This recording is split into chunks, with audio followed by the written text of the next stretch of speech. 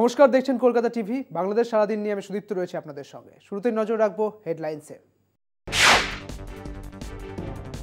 অর্থমন্ত্রী আবুল হাসান মাহমুদ আলী বলেছেন, রাতারাতি মূল্যস্ফীতি নিয়ন্ত্রণ সম্ভব হবে না, এজন্য আমাদের অপেক্ষা করতে হবে।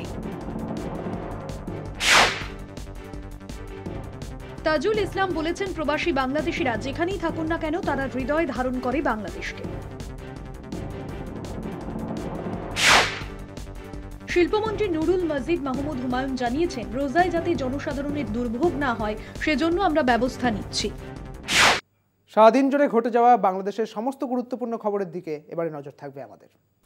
অর্থমন্ত্রী আবুল হাসান মাহমুদ আলী বলেছেন, রাতারাতি মূল্যস্ফীতি নিয়ন্ত্রণ করা সম্ভব হবে না, এটি নিয়ে কাজ চলছে, এজন্য আরো অপেক্ষা করতে হবে। আলটিমেটলি এই ক্রাইসিসটা ম্যানেজ করতে হবে, ওয়েট করতে হবে, রাতারাতি তো হবে না, ম্যানেজ করতে হবে। কথা হলো যে আলটিমেটলি তো এই ক্রাইসিসটা তো ম্যানেজ করতে হবে। বিশ্বব্যাংকের ব্যবস্থাপনা পরিচালক অ্যানা বেজার্ডের সঙ্গে বৈঠক শেষে ব্রিফিংয়ে সাংবাদিকদের এসব কথা বলেন তিনি। রাজধানীর শেরেবাংলা নগরে অর্থনৈতিক সম্পর্ক বিভাগের নিজ দপ্তরে এই বৈঠক হয়। অর্থমন্ত্রী বলেন, বাংলাদেশ যেসব সমস্যা ফেস করছে এগুলো নিয়ে নতুন কোনো সমস্যা নয়। বাংলাদেশ এসব সমস্যা যেভাবে মোকাবিলা করছে সেটার প্রশংসা করেছে তারা, কাজেই এর মধ্যে সন্দেহের কিছু নেই। আর তিনি ব্যাকগ্রাউন্ড হিসেবে একটি কথা বলেছেন, বিশেষ করে যারা গণতান্ত্রিক প্রক্রিয়ায় অংশগ্রহণ করতে চায় না তাদের সঙ্গে তারা সাক্ষাৎ করতে চায়, তাদের সঙ্গে তারা কথা বলতে চায়। বিশ্বব্যাংকের ব্যবস্থাপনা পরিচালক অ্যানা বেজার্ড বলেন, মূল্যস্ফীতি নিয়ন্ত্রণ বাংলাদেশের জন্য বড় চ্যালেঞ্জ। তিনি সরকারের উদ্যোগে সহায়তা অব্যাহত রাখার আশ্বাস দেন।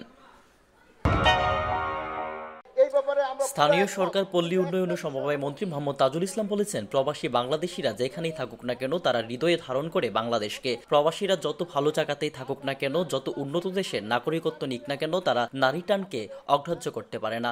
সবচেয়ে বড় কথা হচ্ছে, প্রবাসীরা বিদেশে বাংলাদেশের প্রতিনিধিত্ব করে। প্রবাসীরা রেমিটেন্স পাঠিয়ে যে ভূমিকা রাখছে দেশের উন্নয়নে তা অতুলনীয়। ঢাকার একটি অভিজাত হোটেলে federation of Bangladeshi association in North America ফোভানার ৩৮তম বার্ষিকী উপলক্ষে এক সম্মেলনে প্রধান অতিথির বক্তব্যে তিনি এসব কথা বলেন। এবছর ফোভানা সম্মেলনটি যুক্তরাষ্ট্রের ওয়াশিংটন ডিসিতে আগস্টের ৩০ থেকে সেপ্টেম্বরের ১ তারিখের মধ্যে অনুষ্ঠিত হওয়ার কথা রয়েছে।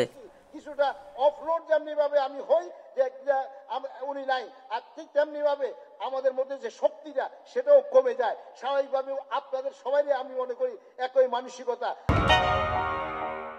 যদিও লস সাবসিডাইজ করতে হয়, তারপরও আমরা সেই ৪৫ টাকায় রেখেছি।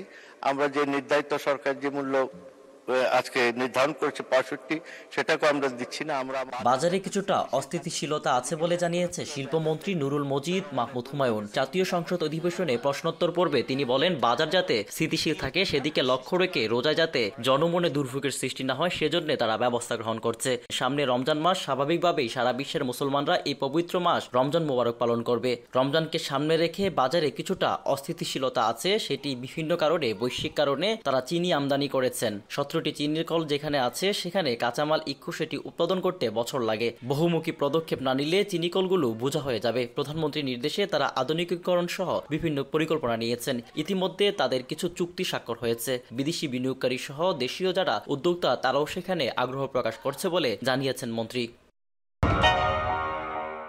বাংলাদেশ সারাদিন আজ এই পর্যন্তই। দেখছেন কলকাতা টিভি, রাত ৩, ৭ দিন।